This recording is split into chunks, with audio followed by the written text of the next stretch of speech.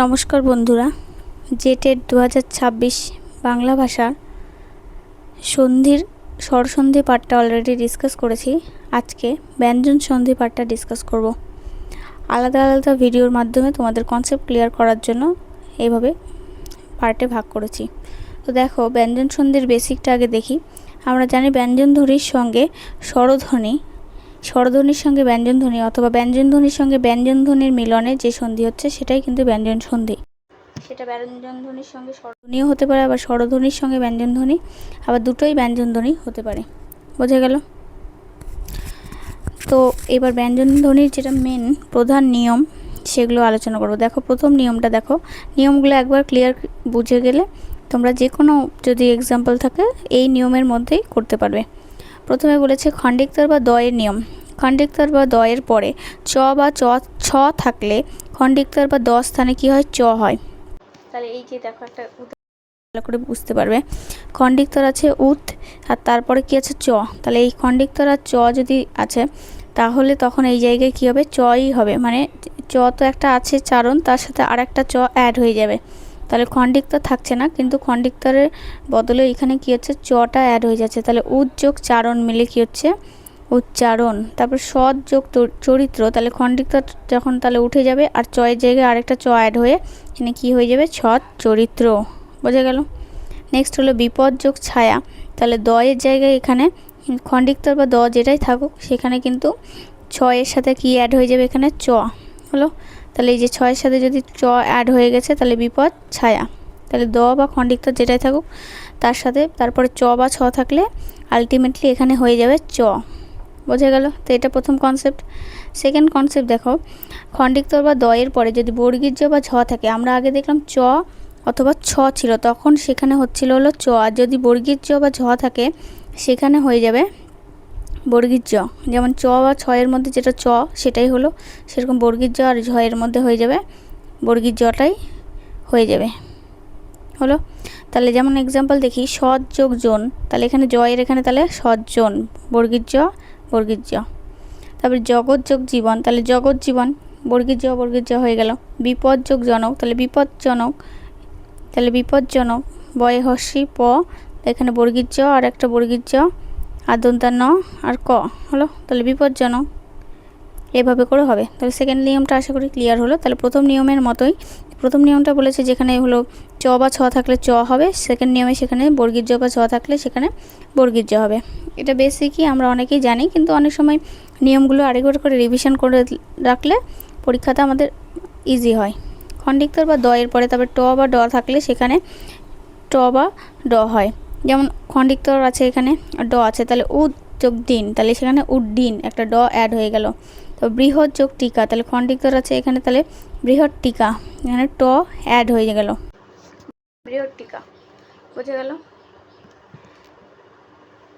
তারপরে দেখো, খণ্ডিকতর বা দয়ের পরে যদি ল থাকে তাহলে সেখানে ল হয়ে যাচ্ছে।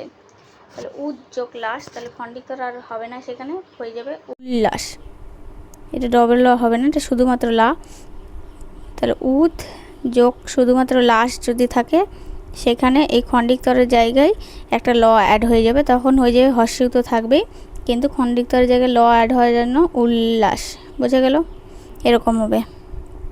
তবে তৎ যোগ লিন, তাহলে লয়ের জায়গায় আরেকটা ল অ্যাড হয়ে যাবে, তল্লীন। বিপদ যোগ লাভ, তাহলে বিপদ লাভ। এটা ঠিক আছে, হলো। তো তারপরে কনসেপ্টটা দেখো, বা খণ্ডিকতর বা দয়ের পরে যদি হ থাকে, এবার হ থাকলে সেখানে যেটা দ স্থানে দ হয় আর হ স্থানে ধ হয়, কানস ধ।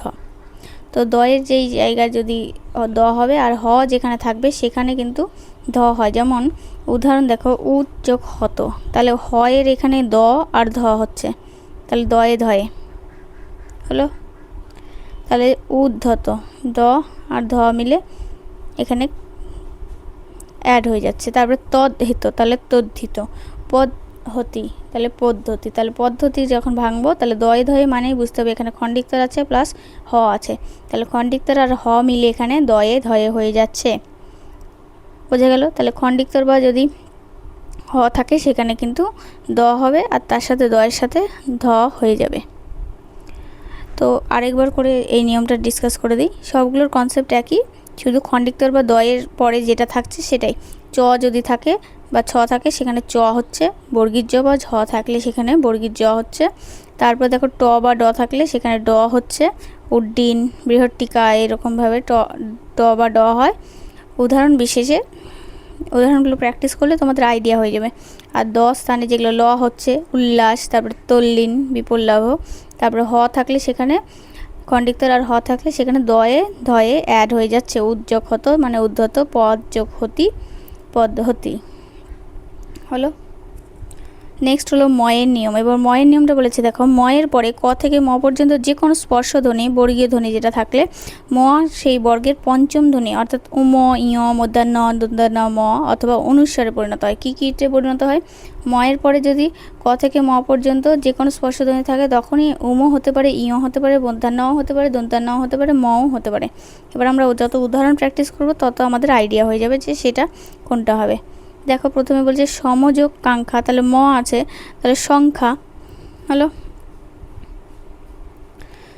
উম হয়ে গেল। সমযোগগত, তাহলে ময়ের জায়গায় এখানে সঙ্গত হলো। তারপর সমযোগ চয়, এটা তো জানি, তাহলে ময়ের জায়গায় সঞ্চয়, ইয় হয়ে গেল অ্যাড। সমযোগ দেশ, তাহলে ময়ের জায়গায় এখানে দন্তান্ন হলো, সন্দেশ। তাহলে অলম যোগ কার, তাহলে ময়ের জায়গায় অলংকার। তারপর সমযোগ বাদ, তাহলে অনিশ্বর হয়ে যাবে ময়ের জায়গায় সংবাদ। এরপরে অ্যাড হয়ে তার ন হতে পারে, যেমন সন্দেশ, এটা তো দন্তার ন হলো, এটা ইয় হলো, এটা ইয় হলো সঞ্চয়, এটা অনিশ্বর হলো। অলংকার, এটাও অনিশ্বর হলো, এটাও অনিশ্বর। তো কোনো ক্ষেত্রে ন হতে পারে, কোনো ক্ষেত্রে ইয় হতে পারে, অনিশ্বর হতে পারে, উম হতে পারে, এভাবে করে কিন্তু ময়ের পরে চেঞ্জ হবে। তো উদাহরণ হিসাবে আমাদের প্র্যাকটিস করলে কোন জায়গায় কি হবে সেটা আইডিয়া করতে পারবো।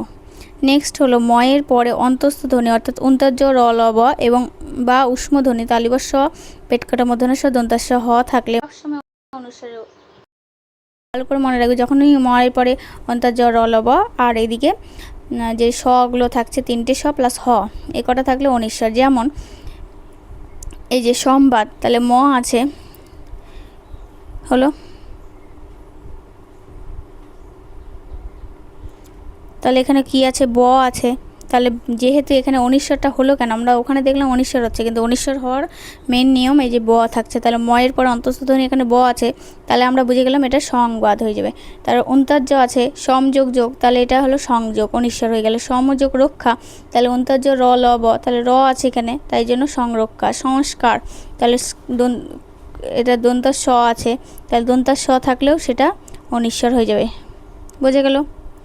নেক্সট হলো ছয়ের নিয়ম। ছ যদি স্বরধ্বনির পরে ছ থাকে তাহলে ছয়ের আগে একটি চ যুক্ত হয়।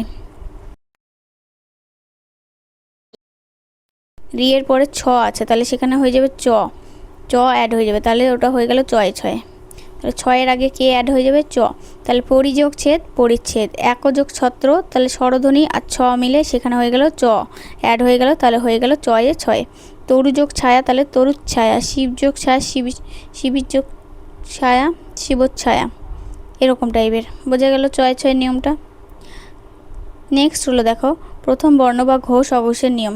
বর্গের প্রথম বর্ণ ক, চ, ট, তপ এগুলো এরপরে কোনো স্বরধ্বনি কিংবা বর্গের তৃতীয় বা চতুর্থ বর্ণ অর্থাৎ অন্তস্থ ধ্বনি যদি থাকে, অন্তর্য র ল ব হ থাকলে প্রথম বর্ণটি তার নিজ বর্গের তৃতীয় বর্ণে অর্থাৎ গ, জ, ড, দ, ব, মানে ক এর পরে গতে পরিণত হবে, তারপরে এরকম করে পরিবর্তন হবে। যেমন দেখো বাক যোগ জাল, তাহলে কটা যদি এখানে বলেছে প্রথম বর্ণের পরে কোনো স্বরধ্বনি থাকে, ক আছে প্রথম বর্ণ আমরা জানি, তাহলে ক এর পরে কোনো স্বরধ্বনি আছে, ক অ অ্যাড হচ্ছে, তাহলে সেখানে কি হচ্ছে ওইটা তারই নিজের বর্গের তৃতীয় বর্ণে। ক থেকে আমরা জানি ক এর পরে খ হয়, খ এর পরে গ হয়, তাহলে গটা হলো তৃতীয়, তাহলে ওটা কটা কিসে কনভার্ট হয়ে যাবে? গতে।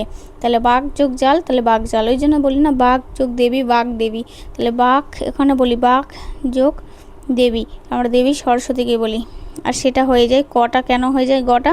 কারণ এই নিয়ম অনুসারে ক যেটা তৃতীয় বর্ণেই পরিবর্তন হয়ে যাবে, কারণ এরপর স্বরধ্বনি আছে ক যখন উচ্চারণ করছি, তাহলে ক এর সাথে স্বরধ্বনি থাকার জন্য সেটা হয়ে গেল ওরই তৃতীয় বর্ণ মানে গতে। তারপরে দিক, তাহলে দিগন্ত হয়ে যাচ্ছে, এই কারণেই দিগন্ত হচ্ছে যে কটার সাথে স্বরধ্বনি আছে, তাই জন্য ওরই তৃতীয় বর্ণ যেটা গ সেটাতে কনভার্ট হয়ে যাচ্ছে। তাহলে অচযোগ অন্ত, তাহলে চয়ের চ ছ বর্গীর জ, চয়ের পরে আমরা জানি 3 নম্বর হলো বর্গীর জ, যেমন ক এর পরে গ, তাহলে চয়ের জায়গায় এখানে অজন্ত হয়ে যাবে। ষট যোগ আনন ট, ট এর পরে কি হচ্ছে তাহলে ট ঠ ড, তাহলে সরানন, এটা একটা হলো। তারপরে জগৎ যোগ ইস, তাহলে এখানে হয়ে যাবে খণ্ডিকতরের জন্য এটা দীর্ঘী জগদীশ। শুভ যোগ অন্ত, তাহলে পয়ের পরে সুবন্ত। উদ যোগ উদন ঔদন হলো। তারপরে দেখো দন্তান্ন মধ্যাহ্ন পরিবর্তন বলেছে, দেখো রি র আর মধ্যাহ্ন স এদের যদি পরে দন্তান্ন থাকে সেটা মধ্যাহ্নায় কনভার্ট হয়ে যাবে।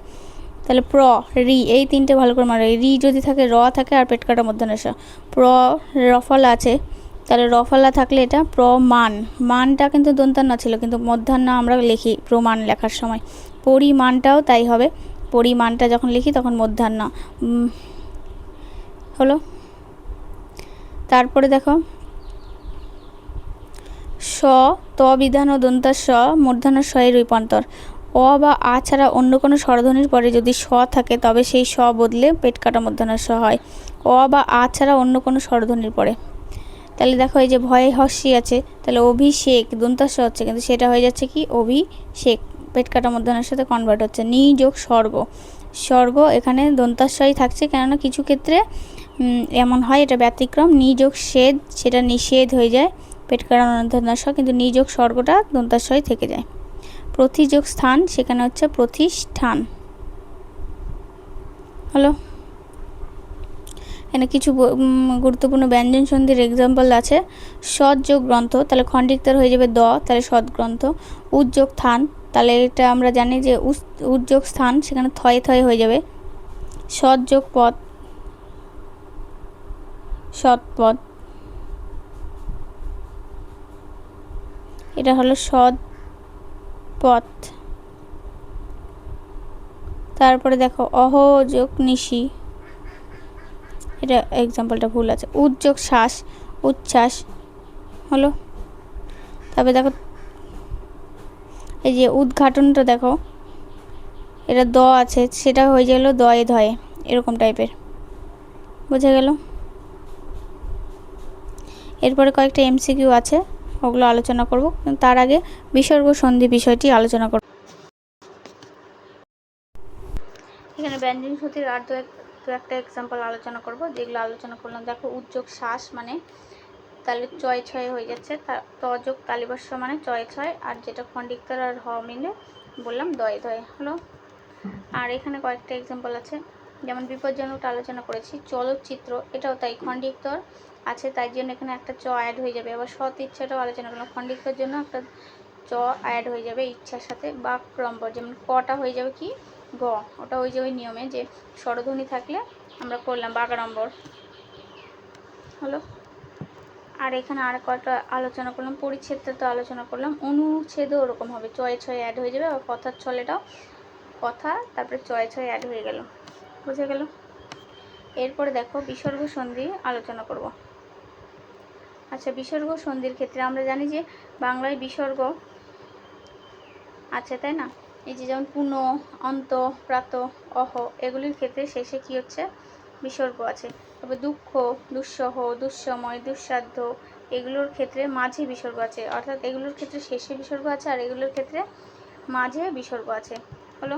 তাহলে এবার দেখো বিসর্গ সন্ধি কোনটা, প্রথম শব্দের শেষে অবস্থিত বিসর্গের সঙ্গে একটা প্রথম শব্দ, সেটার বিসর্গের সঙ্গে পরের শব্দটির শুরুতে থাকা, প্রথমে শেষ আর পরেরটা শুরু, এই দুটোর যে বিসর্গ থাকছে সেই শব্দটি শুরুতে থাকা স্বরধ্বনি বা ব্যঞ্জনধ্বনির সঙ্গে যুক্ত হলে সন্ধির ফলে বিসর্গ নতুন অন্য শব্দে মানে নতুন শব্দে অন্য ধ্বনিতে রূপান্তরিত হয়, এটাকেই বলি বিসর্গ সন্ধি। এবার দেখো এক্সাম্পলটা ভালো করে দেখালে বুঝতে পারবে। যেমন কয়েকটা শব্দ দেখো, তপবন, পুনরুজ্জীবন, পুরস্কার। তপবন, তাহলে তপ, সেটাকে যদি ভাঙি তাহলে তপ যোগ বন, তাহলে এই যে প্রথম শব্দে যেটা বিসর্গ ছিল আর সেকেন্ড শব্দের সেই দুটো মিলে একসাথে অ্যাড হয়ে তপবন হলো, সেরকম পুনরুজ্জীবন। তাহলে রু এখানে তখনই ভেঙে দিলাম পুনঃ যোগ উজ্জীবন। তাহলে পুরস্কারটাও সেরকম পুরো যোগ কার হলো। এখানে কি হচ্ছে, প্রথম শব্দগুলি বিসর্গ দিয়ে শেষ হচ্ছে, সেই বিসর্গগুলি সন্ধির ফলে তৈরি শব্দে নানা রকম ধ্বনি সেজে বসছে। এবার দেখো এখানে কি হচ্ছে, তাই এই যে তপবন যখন এরকম করে ভাঙলাম, তো পুনরুজ্জীবন ভাঙলাম, আবার পুরস্কারকেও ভাঙলাম। তাহলে এবার নিয়মটা দেখো কি বলেছে, বিসর্গ ধ্বনি রূপান্তরিত হয়ে ও হয়। কি হয়? ও হয়। বিসর্গ ধ্বনি রূপান্তরিত হয়ে দন্তাস হয়, তালিবস্য হয়, পেটকাটা মূর্ধন্য হয়। বিসর্গ ধ্বনি রূপান্তরিত হয়ে র হয়। তাহলে প্রথমে দেখলাম একটা বিসর্গ ধ্বনি রূপান্তরিত হয়ে ও হচ্ছে, তারপরে তালিবস্য দন্তাস পেটকাটা মূর্ধন্য হচ্ছে, তারপরে একবার র হচ্ছে, তারপরে রেফও হচ্ছে, আবার বিসর্গ ধ্বনি রূপান্তরের সময় লুপ্ত হয়ে যায়, আবার রূপান্তরের সময় লুপ্ত হয় কিন্তু তার আগের স্বরধ্বনিটিকে দীর্ঘ করে। যখন আবার লুপ্ত হয় তখন কিন্তু অনেক সময় আগের স্বরধ্বনিকে দীর্ঘ করে। তাহলে এখানে 6টা নিয়ম দেখে নিলাম। একটা ও হচ্ছে, দন্তাস তালিবস্য আর পেটকাটা মূর্ধন্য হচ্ছে, র হচ্ছে, রেফ হচ্ছে, লুপ্ত হচ্ছে, আর লুপ্ত হওয়ার সময় আরেকবার স্বরধ্বনিটাকে দীর্ঘ হচ্ছে। এবার দেখো নিস্পন্দ, তাহলে নিস আর পন্দ দুটো আলাদা আলাদা উচ্চারণ করছে। দুঃখ চক্ষ, দুঃ সময়, স্বতঃস্ফূর্ত, স্বতঃ আর স্ফূর্ত। তাহলে এই বিভিন্ন উদাহরণের মাধ্যমে এই 6টা নিয়মের বিষয়গুলো আলোচনা করব। তাহলে প্রথমে নিয়মটা দেখি। বললাম যে বিসর্গ রূপান্তরিত হয়ে কী হচ্ছে, ও হচ্ছে, অর্থাৎ ওকার। তাহলে ওকারের নিয়মগুলো দেখো, এই যে অধ যোগ মুখ, তাহলে এখানে বিসর্গ আছে, এটা তাহলে বিসর্গটা রূপান্তরিত হয়ে কী হচ্ছে, ওকার হচ্ছে, তাহলে অধ মুখ। তাহলে ছন্দ আর বদ্ধ মিলে ছন্দবদ্ধ, মন যোগ বাসনা মিলে মনোবাসনা, শিরো যোগ ধার্য মিলে শিরোধার্য, মন যোগ রম মিলে মনোরম। সেরকমই তিরোধান, ততোধিক, বয়ধিক, অকুতভয়, নবমণ্ডল হলো। তাহলে ওকারের এগুলো এক্সাম্পল। নেক্সট হলো বিসর্গ রূপান্তরিত দন্তাস তালিবস্য আর পেটকাটা মূর্ধন্য হচ্ছে। এবার এগুলোর উদাহরণ দেখি কোথায় দন্তাস হয়। যেমন ভা যোগ কর মিলে ভাস্কর, মন যোগ কামনা, এখানেও দন্তাস হচ্ছে মনস্কামনা। স্রোত যোগ বান, স্রোতস্বান। তারপরে নি যোগ তেজ, এখানেও দন্তাস নিস্তেজ। তারপর পুরো যোগ কার, এখানে পুরস্কার। তিরো যোগ কার, তিরস্কার। সর যোগ বতী, সরস্বতী। আর মন যোগ তাপ, মনস্তাপ। এগুলো সবেতেই দন্তাস ধ্বনিতে রূপান্তরিত হয়েছে। কিন্তু যদি তালিবস্য দেখি, তালিবস্যতে উদাহরণগুলো দেখো, নি যোগ চয়, তাহলে আমরা নিশ্চয় কিন্তু দন্তার সাথে বলি না, তালিবস্যতে বসি। সেরকম নি যোগ চিন্ত, নিশ্চিন্ত। অয় যোগ চক্র, অয়শ্চক্র। তারপরে নব যোগ চর, তাহলে নবশ্চর। এই কটা হলো তালিবস্য। আবার এদিকে নিশ্ছিদ্র, দুশ্চিন্তা, নিশ্চেষ্ট, মনশ্চক্ষু, এগুলো সবই তালিবস্য। আবার দেখো পেটকাটা মূর্ধন্যের সাথে রূপান্তর হচ্ছে, এরকম কয়েকটা উদাহরণ দেখি। নি যোগ ঠুর, তাহলে এখানে নিষ্ঠুর যখন বলছে সেখানে দন্তাস তালিবস্য কিছুই ব্যবহার করছি না, সেখানে ব্যবহার করছি পেটকাটা মূর্ধন্য স। তারপর নি যোগ প্রয়োজন, এখানেও পেটকাটা মূর্ধন্য স। নিষ্প্রয়োজন, নিষ্কাম, বহিষ্কার, চতুষ্পার্শ্ব, দুষ্কর, ধনুষ্টঙ্কার, নিষ্কৃতি, নিষ্ফল, আবিষ্কার। আবিষ্কারটা ভালো করে দেখে রাখবে। চতুষ্পদ, তবে ভাতুষপুত্রী, সবেতে এগুলোকে পেটকাটা মূর্ধন্য স ব্যবহার করছি হলো। তাহলে দ্বিতীয় নিয়মটা আশা করি ক্লিয়ার হয়ে গেল।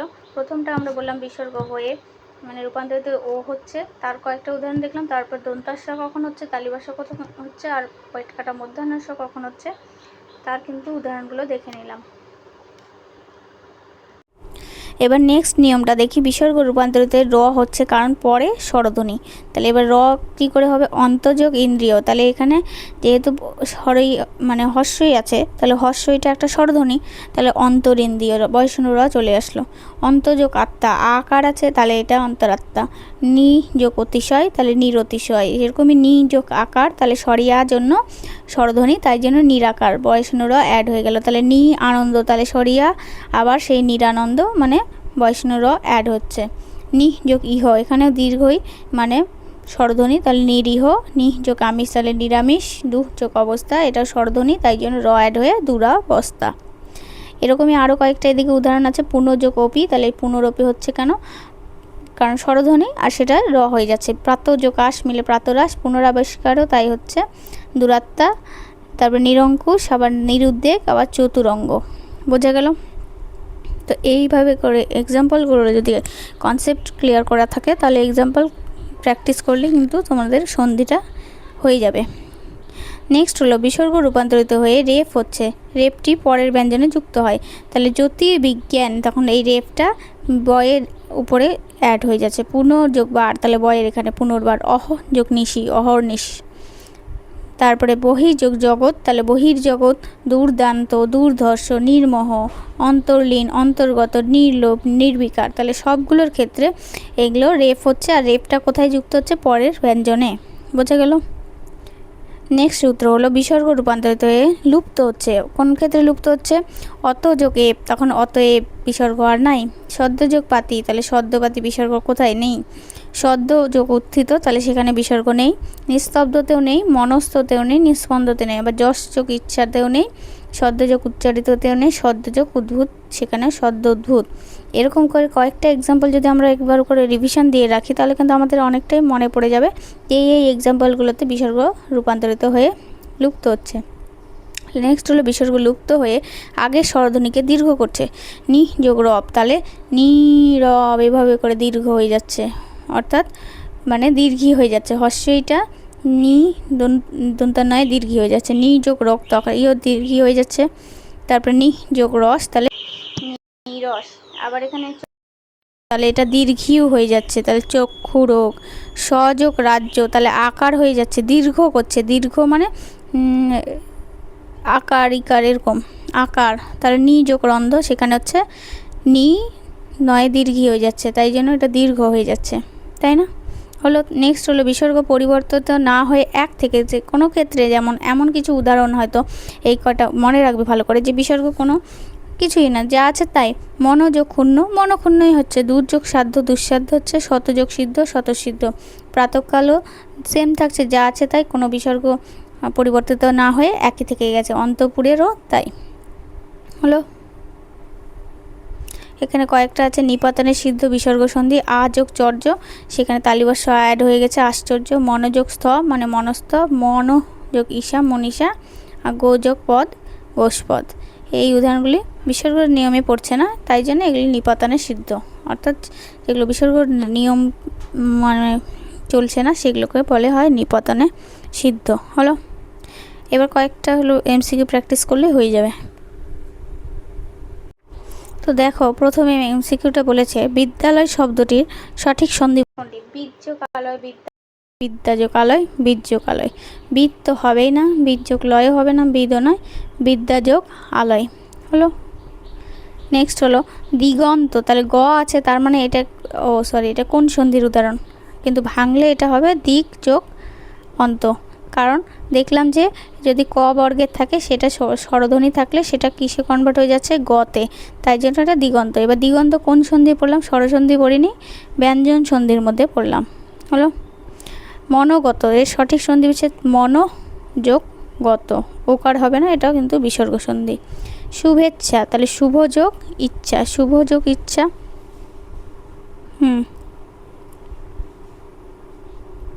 নেক্সট হলো নিশ্চয়, তাহলে নি আমরা বলি বিসর্গ সন্ধি পড়লাম, নি কোথায় আছে? এইটাই, তো নি যোগ চয়। সৎ চিন্তা, চয় চয় আছে, তার মানে সৎ খণ্ডিত থাকবে, তাহলে সৎ যোগ চিন্তা। লঘু যোগ উর্মি, তাহলে দীর্ঘ আছে, সেটা নিশ্চয়ই হস্য ছিল কোথাও, তাহলে মানে লঘুর সাথে দীর্ঘ, লঘু যোগ মানে হস্য প্লাস দীর্ঘ মিলে যে সূত্রটা স্বরধ্বনির পড়েছিলাম সেটার মধ্যে যে লঘু যোগ উর্মি মানে দীর্ঘই থাকবে। নেক্সট হলো উদ্ধার, তাহলে উদ খণ্ডিক্তর, আর হার হবে দয় ধয়টা হটাকে কনভার্ট করে হয়েছে, তাই জন্য উদ যোগ হার। হলো তো এই ছিল আজকের সন্ধি বিষয়। তো নেক্সট ভিডিওতে দেখা হচ্ছে। ধন্যবাদ।